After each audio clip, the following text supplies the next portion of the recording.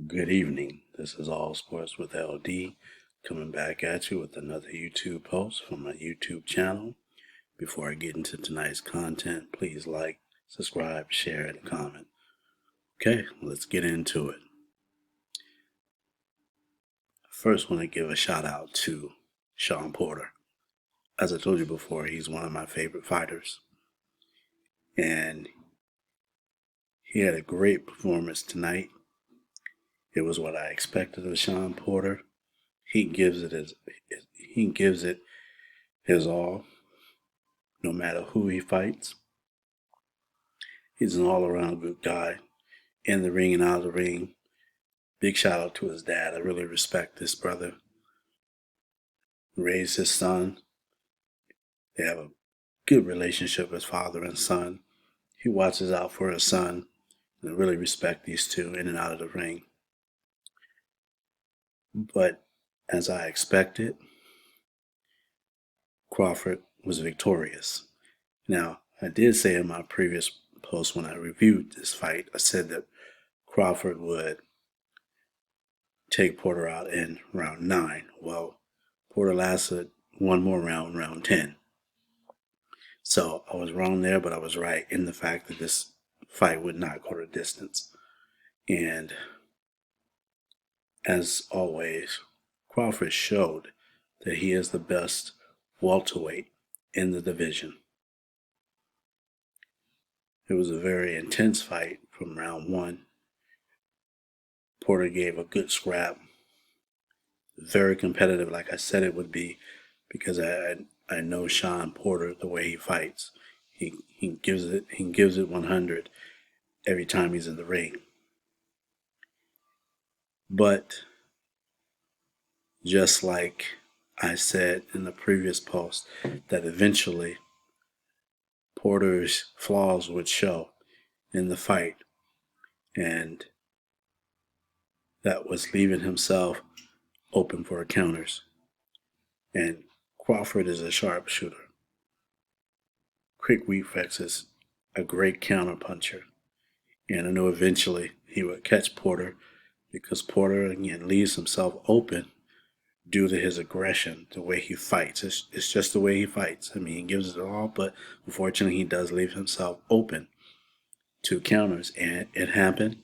He actually leaned forward, and Crawford took a half step back and delivered a devastating uppercut that put him on the canvas the first time. Second one again, Porter, left himself open with a counter.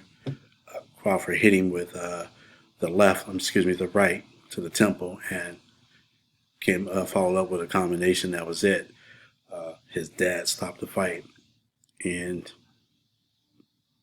I'm not disappointed in the stoppage of the fight because it eventually, even if Shawn would have continued, he would have been back on the canvas, after the second knockdown, and then of course they would have stopped the fight due to the 3 knockdown rule. But I believe that his father did the right thing because he knew what Crawford is capable of when he gets a fighter hurt. He's the best in the business in closing the show when he gets you hurt. And Crawford showed again that he is the best welterweight in the world. In my opinion, the pound for pound best fighter in the world. And it was a great fight. I enjoyed it. Very competitive, like I said. I was very proud of Shawn Porter giving his all. I mean, he did the best what he had, but unfortunately, he's just not as talented as Crawford. He's a good fighter. Don't take anything away from him. He's a good fighter. He just isn't better than Crawford. And it showed as the rounds kept building and building. One of the things I liked that Crawford was doing every now and then, he would throw a shot to the midsection. And I believe because of those shots to the midsection, it paid off as the fight wore on.